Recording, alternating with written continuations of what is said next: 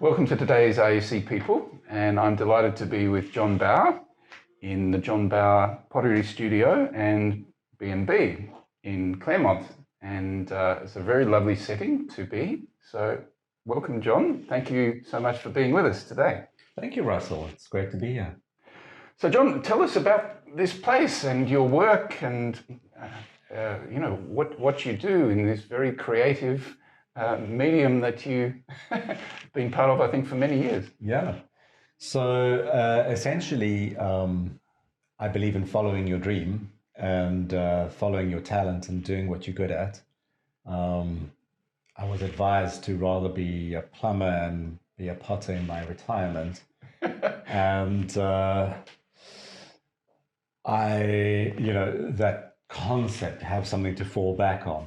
And I thought, well, I could do something else badly, but why not fall back on my strength and be a potter? And that's what I became. We have 5 rooms on site here where either tourists or visiting artists from around the world come and do residencies with us. And then I think the Austrian woman moved to a different house or something and couldn't stay there. Right. So she asked us if she could come and stay. So we, on Facebook, we live stream her baskets and try and get her some business.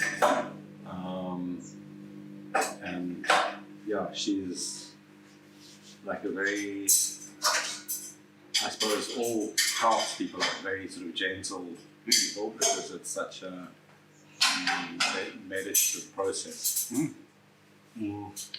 So Eric, John was saying that this is part Airbnb, part B&B, part pottery workshop. So this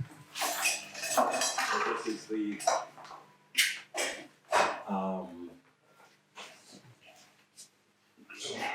can turn on. Give us some nice ambient light. This is quite fun. This is bits of porcelain that I found on the beach. Yeah. And so there's something wonderful about working in a medium which it survives, sometimes in an incomplete form, but survives and has such permanence. And I think that's what was my first heart-leaping moment, was in my childhood stream, finding little fragments of porcelain and looking at them and people being able to look at it and tell you which country that might have come from. And it's such a magical thing that somebody could say, was it industrial? Was it done by hand? Yeah. And this is all your work? Yes. This is a portrait by Theo Paul Foster of me. So that's not my work. But it's zany and fun. So yeah. We focus on innovation, so we've got all kinds of crazy machines here, often from last century, so nothing new and cutting edge. But because the stuff's so old, it's exciting because many machines you can't get anymore. Essentially, I spend my entire life on Facebook Marketplace looking for rare and peculiar machines. And then I adapt them for making pottery. So this is a hydraulic tincture press, which allows you to put something under 30 tons of pressure. A delight, absolute delight. And John, growing up, were you always of an artistic bent? How did you even get into pottery? What sort of catalyzed that interest for you? So I was very lucky to be rubbish at anything I did, and not rubbish as in I'm being humble and I'm rubbish, sort of verging on extraordinarily handicapped rubbish. And so when I was given clay and I could create a beautiful piece, the extramural art teacher took my father aside immediately and said, hey, get him into a pottery environment. He's got a special talent. And luckily, a lot of people who I know who have great talents end up studying law, becoming a doctor or something else. And I was saved by being so bad at everything else. There was absolutely nothing else that I had any aptitude for. Like even delivering pizza, I would earn half of what every other pizza delivery guy earned. And I would say, but I'm here the same amount of time, I'm driving the same routes, the same pizza, like how can I be earning half? And it astonished me just how bad I was. I've subsequently found out by speaking to other potters that I'm actually also really bad at pottery, but I think it's the glitches that make my work valuable and the bypasses of certain processes. I've developed a lot of shamelessly simple ways of doing things, which have a certain zen that people really like. Yeah. And yeah. So I mean, how did this grow and develop? You know, as a child, you start to play with it, but you know, it's obviously become much more sophisticated and developed over time. Did you have formal training, or were you just self-taught, basically? No. So I was very lucky that by the age of 16, I was already showing in juried exhibitions with professional potters. So by the age of 18, I won my first award. So when you're as daft as I am, you are willing to take the shameless shortcut. Whereas other potters, they will go the long traditional route, and all of their works will look identical to all the other people because they're following the tradition very closely. Whereas I'm kind of surfacing for air going, what can I do today? And it's that, you know, breaking out of this space of chaos. I struggle to recognize faces. I struggle to recognize objects around me. I struggle with task tracking. So anything with a number of steps, I just can't do. And this has enabled me to develop a whole lot of techniques that no one else can mimic because they're thinking the wrong thoughts. They look at it and go, that is the most complicated piece of pottery I have ever seen. I'm going to work out how to do it, and it's going to take years. And what it is it's I use clever science, clever scientific tricks. So I developed a porcelain that behaves like a Polaroid photograph. I specialized in researching clay as a non-Newtonian fluid. I specialized in what allows me this great leap forward in the tech is that most people pour liquid into a mold, wait 20 minutes, pour liquid out of a mold, wait 20 minutes, and then they can see their result after 40 minutes. I managed to shorten the phase change down to a second, and then the firming up down to another second. So after 2 seconds, I have my result. And that enables me then to be much more creative because I'm only risking 2 seconds, not 40 minutes. And that's essentially my competitive edge, some very clever science, which allows me to really compress the process into much more of an instantaneous process. Yes. So, I mean, John, you've been very self-deprecating about your lack of talent in other areas, but obviously, you know, you're a very good and creative and interesting potter, but somehow you've managed to turn that into an asset, a business, something that makes you a living, helps you buy property, you know, support a family. Have you managed to do that yourself? You had other people working with you? I mean, how did that... I have a team. So I've had Kirsty working with me for 11 years, and she's my technical assistant. So I'm truly blessed. I walk into the studio, I create absolute chaos, I make this beautiful work, and I walk out because I don't have task tracking. She then comes in and makes sure that it gets fired, makes sure it gets glazed, and sometimes even takes it out of the kiln and puts it in the right order. So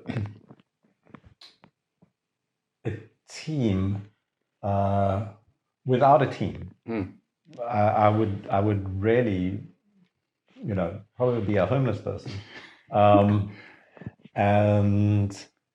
But you had people working with you to take this talent, take this art, and take it to the world, and monetize it and make it into a vocation. So I think in life you make a choice. Either you choose money or functionality. Yes. And so when I started as a potter, I hired an assistant. And people, their jaw dropped. They said, "My golly, you've just started and you're hiring an assistant." And I was like, well, yes, hiring an assistant is taking half my earning, and I'm not earning enough. But by having that assistant, I have peace because the tasks I can't achieve are being done. And you can focus on the art and the creating, and which is what you love and what you're good at. And so, John, what does it look like now? I mean, if I wanted to buy your art, how do I do that? And what's your market? Who? Yes. So it's a very bizarre business model. I tile buildings in the city free of charge. Okay. And people see the tiles in the city. I'm also doing rubbing routes where people walk from place to place doing a rubbing. But the route hopefully gets them to walk through the door of my gallery that they can do a rubbing as well. So it's a way of creating a social cohesion network where we create a group of businesses that send tourists around in a circle. Essentially, I'm very higgledy-piggledy in my thinking because the only way I can succeed is through working with others.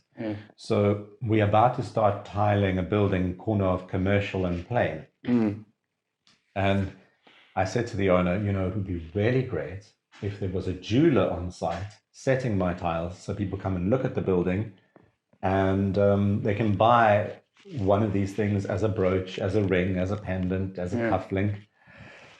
And he said, done. Free studio space for a jeweler for 4 months.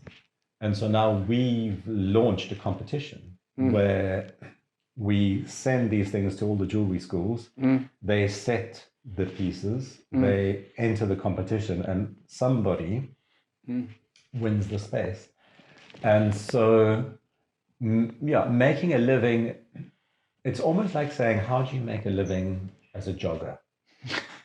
Like it's everyone wants to jog for a living. No one gets to jog for a living. So you really have to be incredibly divergent. So I don't, when I make a piece, I don't say, how do I get paid for that piece? Yes. I say, how can that piece make a significant social impact? How can that piece contribute to posterity? I have a guest house that pays me a trickle of income. So if I were worrying about the rands and cents of every transaction, you can't. I would never get to make great art. I would be making coffee cups. And people find it bizarre that I'm willing to work so hard for free, and also the materials are expensive. But for me, I had this absolute lightning bolt moment as a child. We'd moved to Cape Town, so we were disconnected from our community. My mother had been killed by a drunk driver, so our family was essentially broken.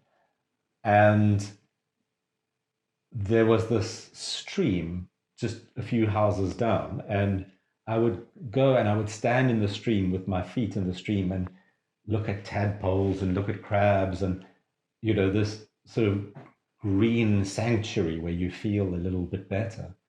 And I found fragments of porcelain in the stream.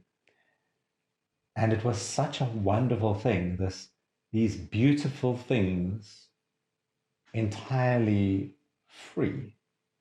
And you show them to people, and somebody can say, "Oh, that's Chinese," or that's Dutch, or that's British, or that was screen printed, or Yes. that was painted with a brush. And I had such joy in that process. Yeah. And I hope to create that same joy by taking these matchbox-sized fragments of my works and putting them on buildings, that people in a rush can have this sort of intermission within their suffering. They're stressed, they're rushing, they might be exhausted by life, and then this moment. And it wasn't like I found those shards and immediately became a potter. It was a good 5 years later that I was introduced to clay, but there has to be some sort of rapturous starting point that we're trying to create. That's why I create beads as well. There's terrible unemployment. It's emotionally devastating. I don't know how we survive emotionally with such suffering next to us like this. It's not even like this. The suffering is here. Yeah. And everybody goes, "Oh, well, we can't really do anything." And but you always like you can always do something. Yes. It's just working out what to do. Yeah. And so I started manufacturing beads because I wanted to be part of the solution. And that if somebody is sitting with a stringing beads, they're looking busy, and so somebody else can come and poach them. If somebody is sitting doing nothing, no one's going to come and poach them. This is the front wall. And as a child, finding fragments in the stream, I grew up to make fragments of my own artworks. So these are all aspects of other artworks that I've done. And then I had the opportunity to do a retrospective, and I thought, well, I'll take my mold library and create little tiles instead of creating bowls, and create that saturation of effort. And I love the fact that I'm representing all the different cultures that have arrived here in Cape Town with different artifacts that I've found. This is a Chinese Cinnabar carving. It's a year of the rat, one of the astrological signs. This over here is a French ashtray commemorating Joan of Arc. This here is Albrecht Dürer. He's the father of modern perspective. And something like this is a lucky charm from a sherbet packet. And that's my tea caddy, which is a really beautiful piece of British metal work. And this is bobbin lace. And bobbin lace is such a intricate concentration of time in such small objects. It's really a inspiration to me. So I tile buildings in the city so that people who are in a state of suffering and agitation and worry and hurry, that as they're rushing down the street, they can accidentally see my work. And hopefully the color, the texture, and just the extraordinary, bizarre nature of the work, the fact that there's so much uniqueness crammed into every tile. Hopefully I arrest people in their state of suffering and offer them a visual overwhelm which in some way for a moment sets them free into that big initial exhale and enables them to be ready to then have a life-giving inhale. It might sound a bit hippie-ish, but that's kind of my goal. This process of creativity with clay started, many, many years ago. When I was 12, really, I got into it. Yeah. And is that creative force still with you today? Do you wake up every day and think, okay, what can I create? What can I do? And how has it expanded? I mean, you've talked about beads, you've talked about clay. What kind of things do you create now? So at the moment, my main research is into vacuum firing and the way things sinter in a vacuum differently, and that the melting point in a vacuum is dramatically lowered. And that's my one big wow amazement, as revolutionary as non-Newtonian fluids. And then the other thing that I'm absolutely loving is Han blue, the Han Empire, Egyptian paste or faience, which is a blue scarab, and the Turkish donkey beads. There are 3 cultures on earth that created this blue ware. The Turkish donkey beads and the Egyptian paste was copper based, and Han blue was barium based. And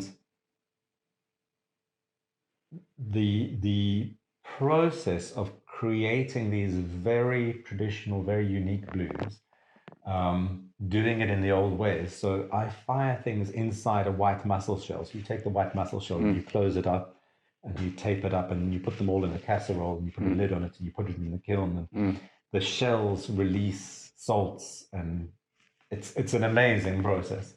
So not necessarily a commercially viable process, because it's, so there's always an interplay between interest and entertaining the mind and entertaining hopefully the bank manager. Every now and then I do get to entertain the bank manager, but most of the time it's a state of play. Okay. And just back to my previous question, if we wanted to buy your stuff, do you have an online presence? Do you have a studio? So the age of WhatsApp shopping has dawned. So people WhatsApp video call and get a tour of the gallery, like literally with their feet up, and Uber deliver. When I became a potter, it was like an impossibility. People were like, this was back in 1996, they were like, how are you ever going to make a living as a potter? And now we have Instagram and Facebook and Uber Deliver and WhatsApp business and this and that. So I do plates for the Test Kitchen, which is one of the most famous restaurants on earth. I have my cell phone number on the bottom of every plate. Wow. So they eat their amazing meal. They go, this is an amazing piece of porcelain. They turn it over and they say, what kind of idiot puts their phone number on the bottom of a plate? This is insane. They phone it and it's the potter himself. I'm like, hi, yes. Let me help you. So because I'm so bad with reading and writing, I cannot fake it. I have to just be honest and say, this is a huge challenge for me. If people are spending like a few thousand, then I pass it on to Cara, who is absolutely brilliant. Right.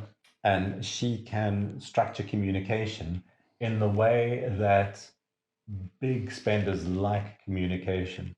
But there are a few, what we would call the upper echelons of big spending, who have the leisure to be able to deal with the chaotic artist. Right. And that's also quite fun because, I used to have these 2 patrons, Melanie and Martin. And they would come to the studio and they'd buy a few things and they'd say, you would do us the honor of joining us for lunch. And as an artist, a free meal. It's like, wow, this is fantastic.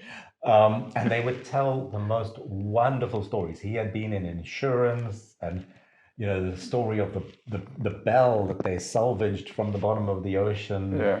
And whenever he was in mercantile shipping, and whenever they salvaged a ship, they would clang the bell in the foyer. Because if they salvage the ship, they get they've paid out for all that stuff. So then they get all of that stuff back, and then they get to sell the gold and all of that.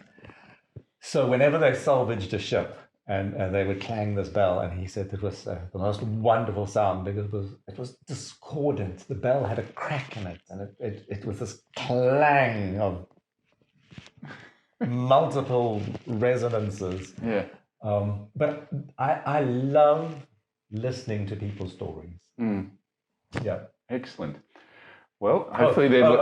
and then to answer your question, other than WhatsApp, I do have a brick and mortar gallery at Montebello Design Center where I'm very, very fortunate to be there. And people do walk in and accidentally happen upon my work in the physical, which is great. And you have a website? I do have a website. Wonderful.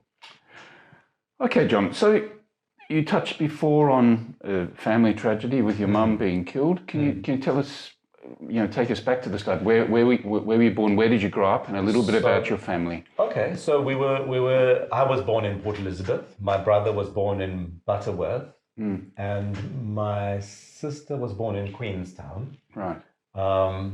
My parents were both both quite academic. My mother had painted to pay her way through university. She dreamed of being a missionary, and she'd go to the missionary board. She wanted to go to China. And she'd go to the missionary board and say, I really want to be sent to China. And they'd give her another task. So it was first like, they need teachers. Go do a teaching degree. To really do it properly, you need to be able to speak Hebrew and Greek. So she'd go learn Hebrew and Greek. She kept on. And I think what crushed her was she realized one day that because she was from a divorced family, she would never be sent as a missionary. That it was just that day and age that was like a black mark against your name, and you just wouldn't get in. Okay. And my father,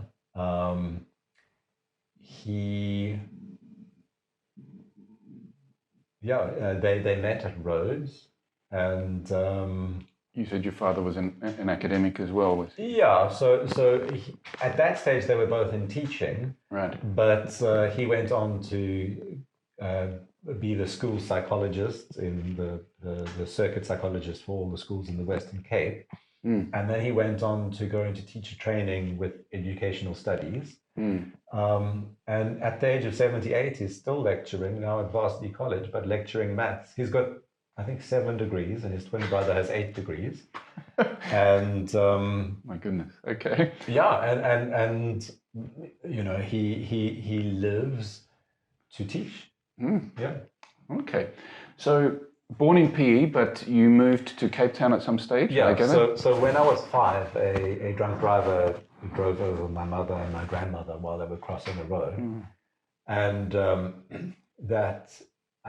it's a relatively high impact experience, and I think that the following Sunday, I think there was a lesson in the talents, where each servant gets a certain number of talents. And it was such an interesting lesson at that moment, because for me, I was baffled at the thought that somebody would be separated from the kingdom for not following their talent.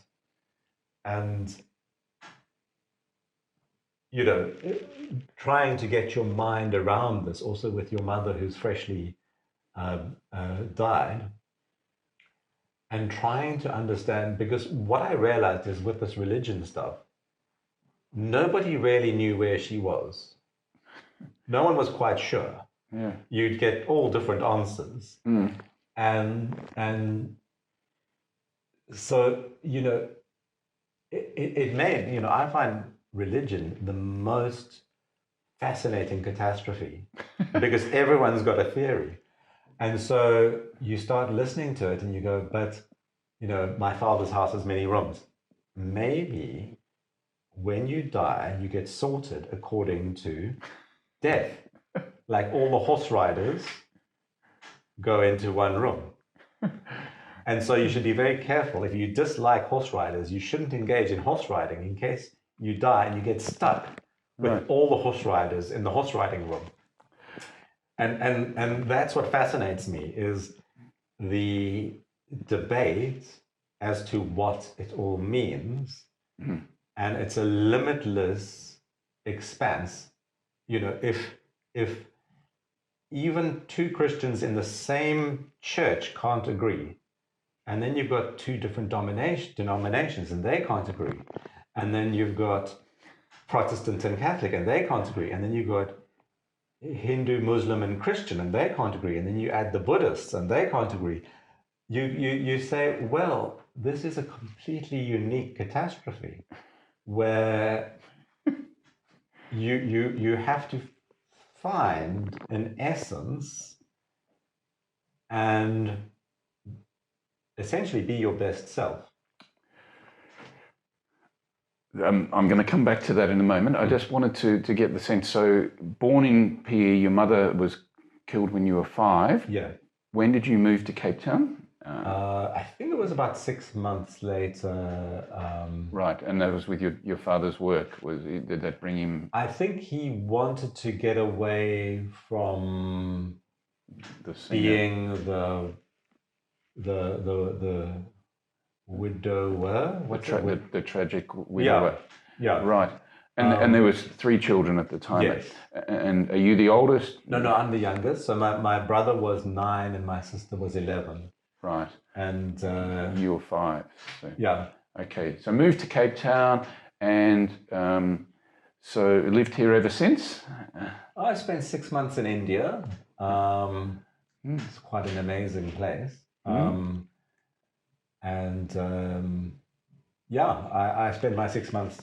There's an endless stream of tourists. Yes. So I spent 6 months asking people what made them happy, at what age they expected to own their first house, at what age did they expect to own their second house, would they own their first and second house concurrently or separately, and various things. Because for me, I understand that life is a puzzle. If you actively are solving the puzzle, you're going to get further than if you do nothing. Indeed. So Cape Town followed your pottery dream. You talked about, religion being this amazing, wonderful catastrophe that most people can't agree on.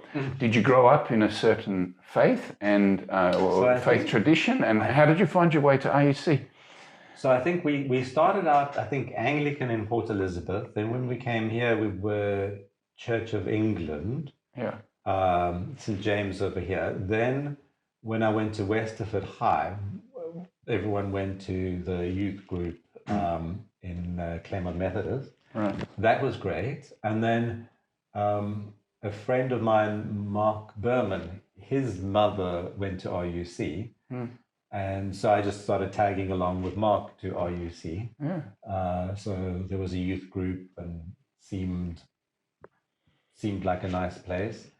And I just sort of felt that, it's quite an intellectual church.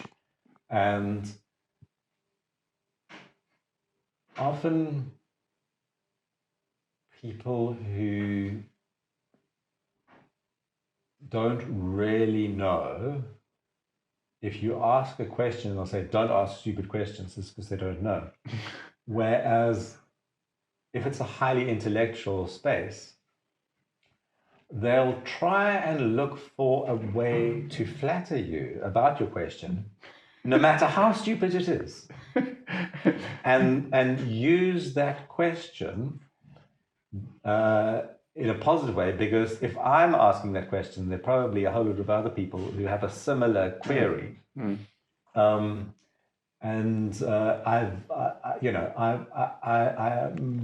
I'm somebody who's easily fascinated by small details. So I remember once Douglas Bax was talking about how the Israelites were led away to slavery with a rope through their cheek. So I put out my hand and I say, now, how would that work? Because were they all walking in a long sideways line? I just can't work out how they get the, is it like a stringing, like, it's a difficult one. And he explained that it was in through the back, out through the mouth, and that they were walking single line forwards.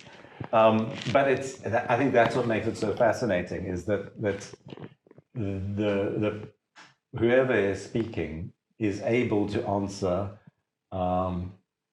the most particular question. Well, if you're referring to Douglas, that suggests you've been part of this church for a very long time. Oh yes, yeah. And you've stuck around, and you're still part of it. I mean, what makes you keep being part of the RUC community? What is it about it? I think it's that there's such a nice high level of disagreement. If everyone agreed on how religion was, there'd be no reason to go. And Robert's sermons, you sit there and you listen to them, and you have absolutely no idea at the end of it. Absolutely no idea. It gives you the opportunity to talk.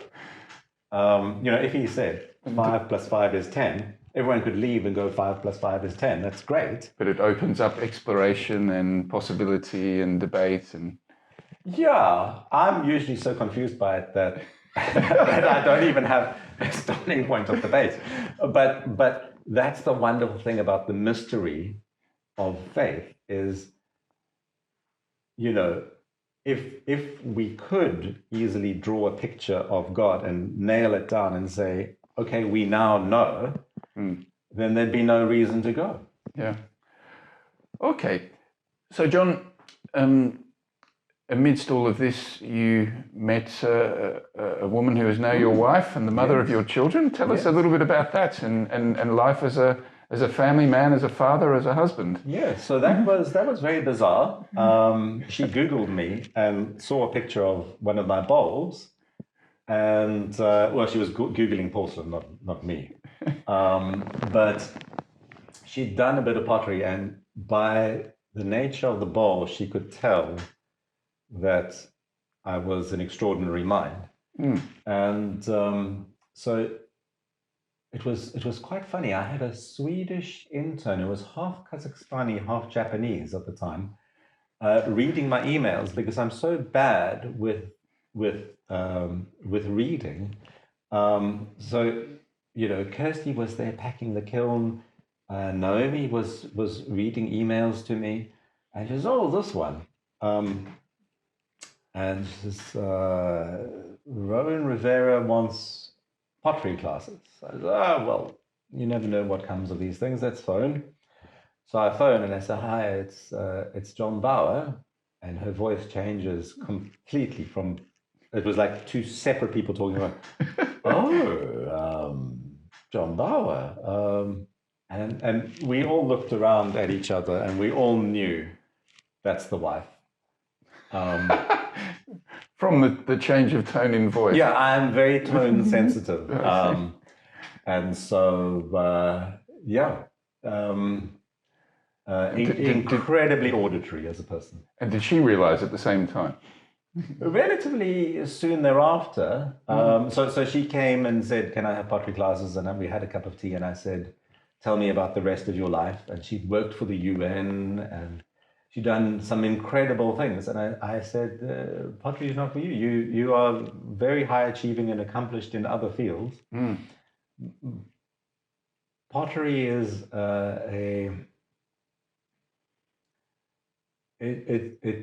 it's a calling, and you have to be all in, 100% in.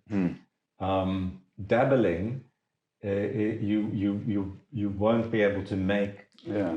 I think I'm incredibly extreme because I walk around the museums, and my work is in 2 museums, and so my benchmark is the greatest objects of all time across all civilizations. And quite frankly, we are the only civilization that has created museums on this scale, on this level of archaeological research and digging and all of that. So for us to create something substandard to what is in the museum already is a total indictment of our civilization. If we have access to so much of this knowledge, and with YouTube and all of this, there's no excuse for us to produce a bad piece. But one has to be willing to put in 200% of one's efforts into the pursuit. Anyway, I said, you're too accomplished in other fields. You're not gonna be. You think you're willing, but you're not going to be willing. You won't have the focus for this to really put in what it needs. Yeah. And I said, but if you have a love of pottery, I'll happily, hang around, and I'll show you how to make some pendants and jewelry and things, and you can learn a few things about osmosis. But we won't hold out any ideas of me teaching you. And then, I don't know, a week or a few weeks in, she said that, she really fancied me, and I fancied her considerably. And she said she wants to embark on a relationship with me. And I said, no, everybody wants to date an artist, but marry a banker.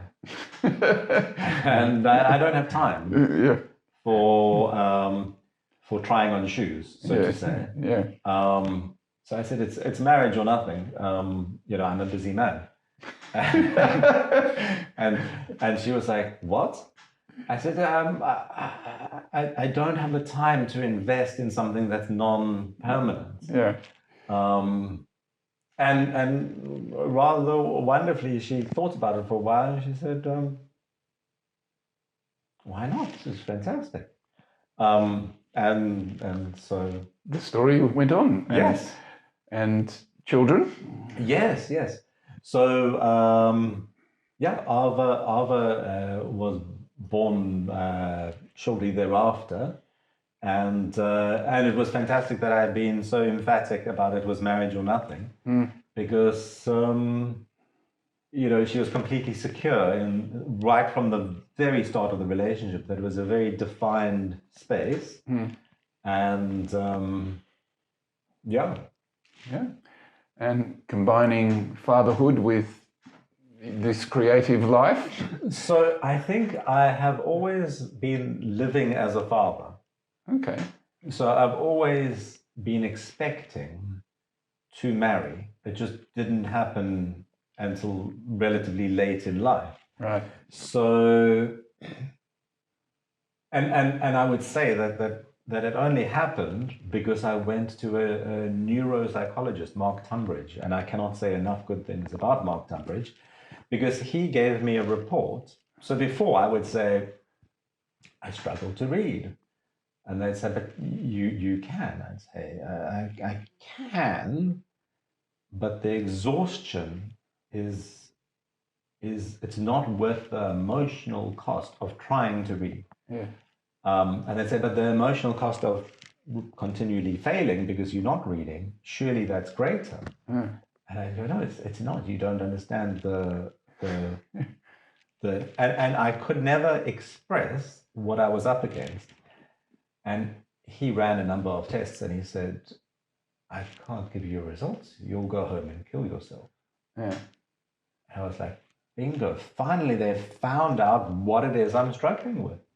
And he said, you have a skills gap. So I'm 6% on some tests and 97% on some tests. And he said, you have the biggest skills gap we have ever seen.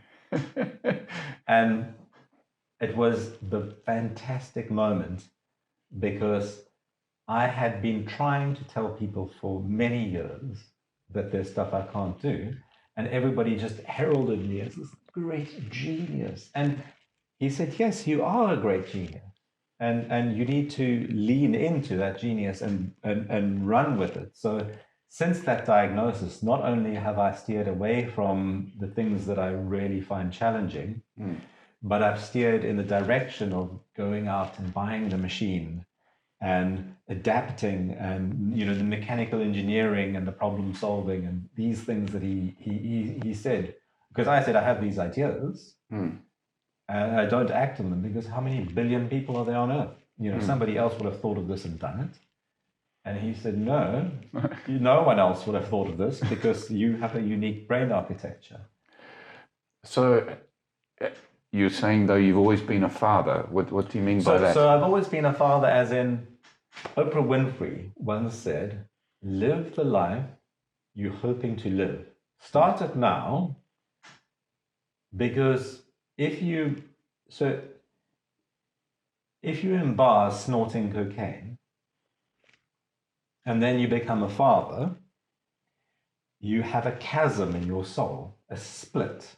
You've lost something. And I thought, well, to be a good father,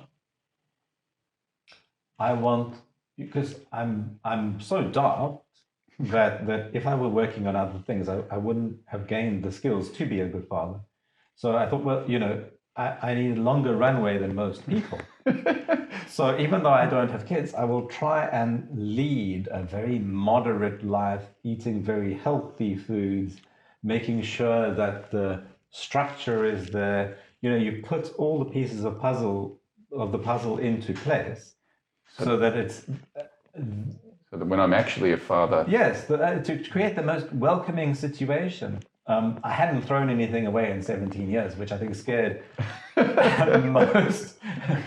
most ladies would walk in and for instance, these massive windows over here, when Rowan helped me throw things away and tidy up, people would come in and go, oh, you've installed these windows. They're the size of 3 garage doors.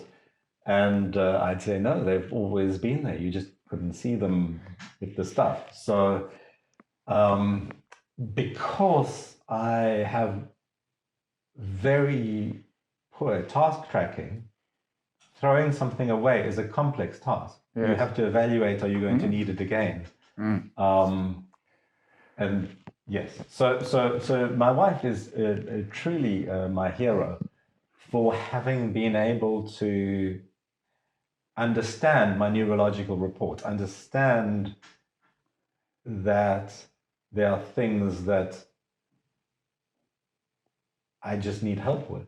Yes. Yeah. But other things you will do that nobody else could do. Absolutely. Yeah. Yeah. New arenas of science which haven't been thought of. Yeah. Okay. Well, thank you, John. It's been fascinating to get to know you a little bit better. Some insight into your wonderful mind and very interesting life. And we really appreciate it. And great to have you as part of our community at RUC. I hope you'll continue for many more years to come. Absolutely. And thank you for being such a welcoming group of people. It's one of those things where I always say to people, at the tea afterwards, you might stand there with your biscuits and feel out of place. But you must ask yourself the question, does not everyone in the room here feel out of place? And I think that's the wonderful thing about it, is that people are so remarkably diverse that no one feels at home, and therefore you can feel at home in not feeling at home. Wonderful analysis. Thank you, John. Cool. Thank you.